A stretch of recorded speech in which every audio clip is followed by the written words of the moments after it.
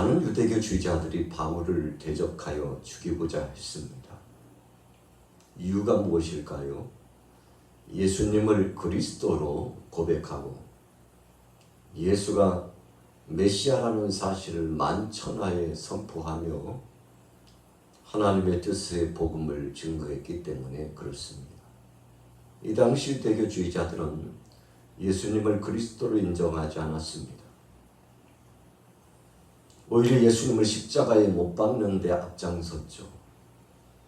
그래서 예수 믿는 사람들은 마치 이단자 취급을 했습니다. 신성 모독한 자로 여겼습니다. 이처럼 유대교주의자들 가운데 열심히 특심이 되었던 바울, 그러나 그가 다메섹 도상에서 예수님을 만나고 나서 자신이 얼마나 크리스찬들을 정죄하고 예수 믿는 사람들을 핍박한 큰 죄를 범했는가를 깨달았습니다. 이제 더 이상 그런 죄에 가담하거나 하나님의 뜻을 거스려서는 안 된다고 생각했습니다. 회개하고 자복한 심정으로 새 사람이 되었습니다.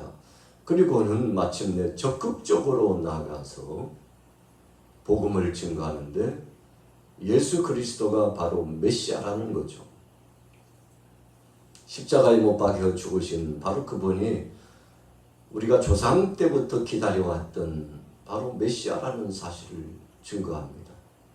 그리고 예수님을 구주로 영접한 모든 사람들은 부활의 소망을 가지고 영광 중에 주님으로부터 큰 상을 받고 구원의 소망의 역사를 체험하게 될 것이라고 나가서 적극적으로 복음을 전하니까 자신들의 친구요 동료라고 생각했던 수많은 유대교주의자들이 이제는 바울도 죽이려고 도모하기 시작했던 것입니다. 오늘 본문 말씀의 내용은 심지어 바울을 죽이고자 하는 결사대까지 조직되기까지 한, 오늘 본문 13절에 보세요. 이같이 동맹한 자가 40여 명이더라. 바울을 죽이기 전에는 먹지도 아니하고 마시지도 아니하겠다 하고, 바울이 오는 길목을 지키고 있다가 바울을 죽이겠다고. 종교적인 재판, 신문 이런 건 필요 없다고.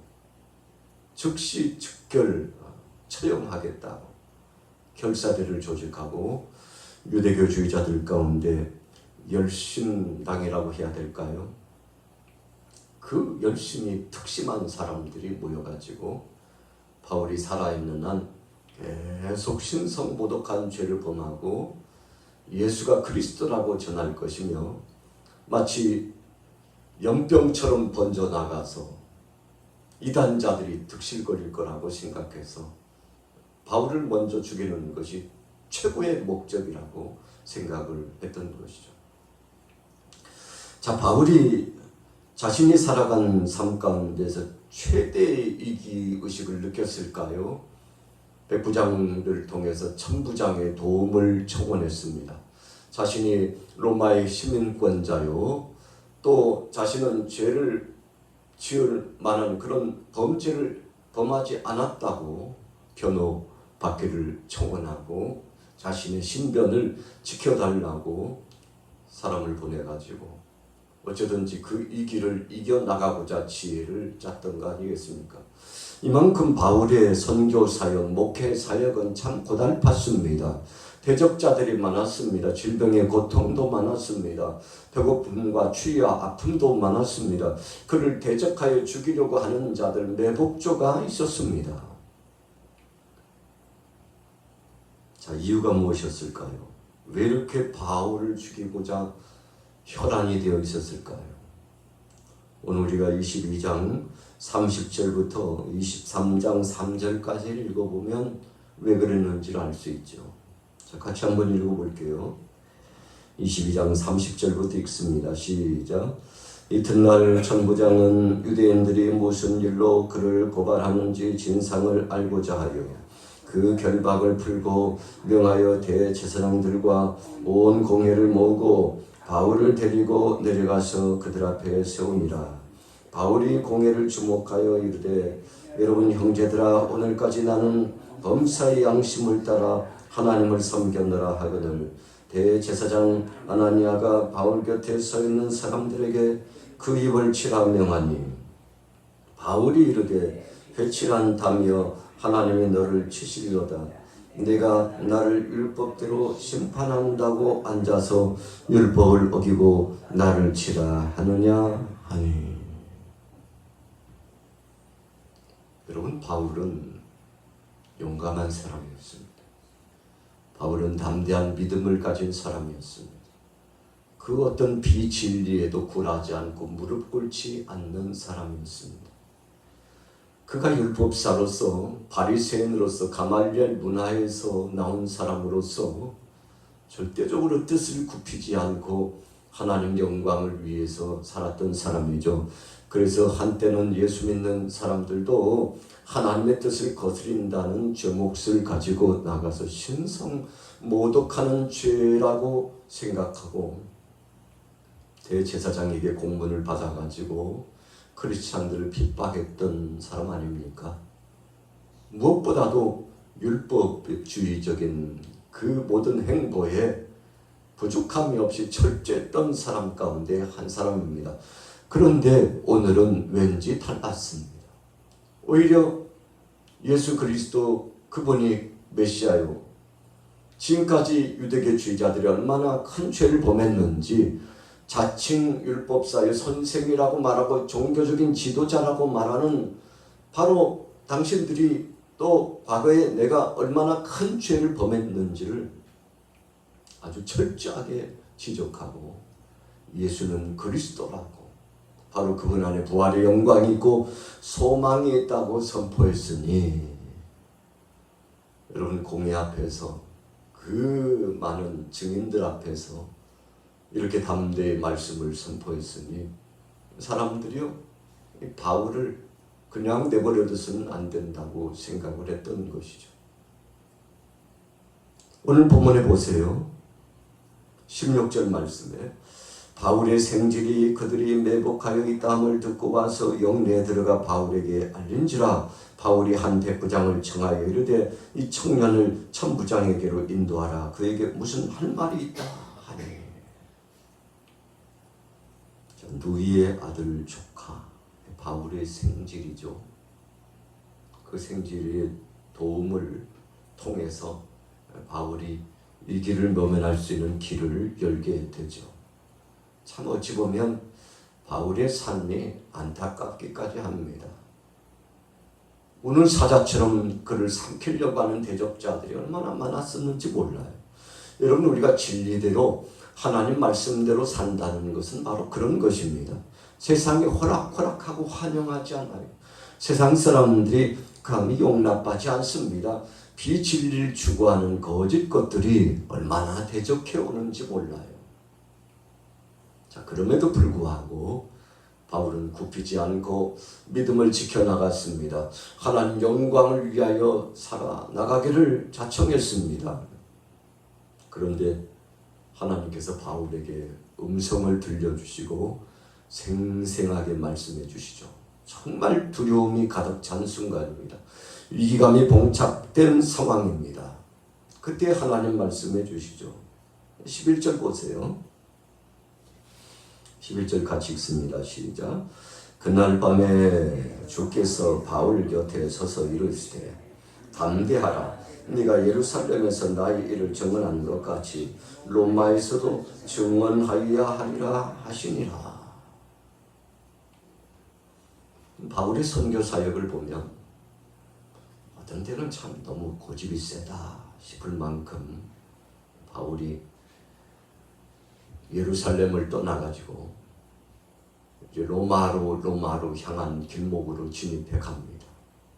지혜롭다고 하는 친구들이 그래도 바울을 살리기를 소원하고 바울을 아끼는 친구들이 바울에게 많은 권면을 했습니다. 친구여, 왜 하필이면 로마까지 가려고? 왜 그렇게 억지를 부르냐고? 당신이 거기까지 가지 않고도 살 수 있는 길은 얼마든지 있다고. 왜 그렇게 고집을 부리냐고.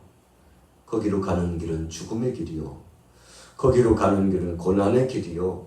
그 길로 가는 것은 고통스러운 길인데 왜 그러냐고. 지금이라도 늦지 않았으니 모든 뜻을 내려놓고 이제 방향을 돌리라고. 여러분 여러 차례 고민하는 자들이 있었죠. 심지어는 성령께서도 바울에게 말씀을 주셨지 않습니까? 그러나 바울은 그 길을 가기로 작정했습니다. 십자가의 길을 가고 고난의 길을 가기로 작정했습니다. 이렇게 하는 것이 로마까지 가서 복음을 증거하고 이렇게 하는 것이 사도행전 1장 8절 9절에 말씀하는 것처럼 땅끝까지 복음 증인이 되는 길이라면 끝까지 가리라. 바울이 결심한 것. 하나님께서 바울의 심정을 알고 계셨죠. 그의 충성을 알고 계셨습니다. 그가 불의의 안에 무릎 꿇지 않고 진리를 사수하고 끝까지 복음을 증거하고 예루살렘에서 뿐만 아니라 로마뿐만 아니라 스페인 땅 끝까지 전 세계적으로 복음이 증거되도록 기초의 발판을 놓고 사역을 감당할 충성된 충인인 것을 하나님 알고 계셨죠. 그래서 저를 도와주시고 인도해 주셨던 거죠. 그래서 우리는 종종 이 대목에서 그런 고백을 하지 않습니까? 사명자는 죽지 않는다. 사명자는 하나님이 책임지신다. 여러분 우리가 위기에 봉착하면 그래서 주님 앞에 기도하는 거죠. 주님 여기가 끝이라면 주께서 모든 삶을 거둬주시고 여기가 끝이 아니고 또 할 일이 있다면 주께서 살리실 줄로 믿습니다. 피할 길을 주실 줄로 믿습니다. 여러분 그러면 되는 겁니다. 우리 인생 여정은 하나님 손에 달려있죠. 바울은 그렇게 생각했습니다. 어떤 상황 속에서든지. 그래서 로마로 합송되는데 참 지중해 바다 이 광풍이 불어와가지고 유라굴로라고 하는 엄청난 풍랑이 몰려와가지고 로마로 압송해 가는 바울이 탄 배가 이제는 파선 직전이에요. 276명이 타고 있었죠. 다 죽었다고 생각했습니다. 그래서 군사들이 큰일 났습니다. 백부장이요. 죄수들 다 죽여야 됩니다. 그때 바울이 일어나가지고 여러분 걱정하지 마세요. 이 배에 탄 나뿐만 아니라 여러분들 모두가 안전할 것이니 걱정하지 말라. 내가 하나님 앞에 기도했는데 지금까지 역사하시고 함께 하셨던 그 하나님께서 한 사람도 죽지 않고 하나님이 지켜주시고 보호해 주신다고 응답해 주셨다고. 바울이 지금은 항해의 시기가 아니라고 만류했을 때 바울의 말을 들었다면 풍랑 안 만났잖아요. 바울의 말을 무시하고 선장과 선주의 말을 듣고 혹독한 시련을 치렀던 백부장이 지금이라도 바울의 말을 듣자고 바울을 신뢰해주고 그리고는 모든 죄수들을 살리고 그 죄인들을 죽이면 바울도 죽여야 되거든요. 하나님께서 바울을 살리시고 그 배 안에 있는 모든 사람들을 안전케 했죠. 이유가 무엇입니까? 목적은 한 가지입니다.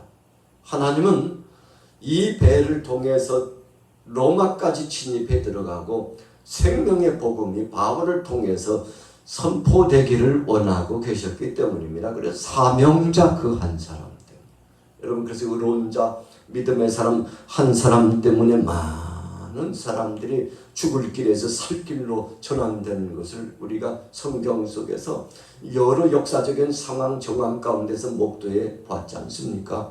요나 한 사람, 불충한 요나 한 사람 때문에 배 안에 모든 사람들이 하루아침에 다 죽게 생겼죠.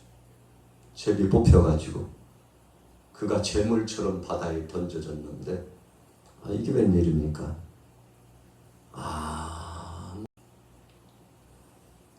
하나님께서 역사하셨죠. 여러분 환난과 풍파와 핍박도 고난도 고통도 그 어떤 어려움도 하나님이 주관하시다고 생각하면 안전하고 평안하고 힘을 얻어서 질주하듯이 사역을 감당하는 겁니다. 종종 오늘 저와 여러분들이 두려워하고 안타까워하는 이유가 무엇입니까? 하나님을 신뢰하지 못하기 때문에 그렇습니다. 하나님을 믿지 못하기 때문에 그런 겁니다. 그래서 두려운 겁니다.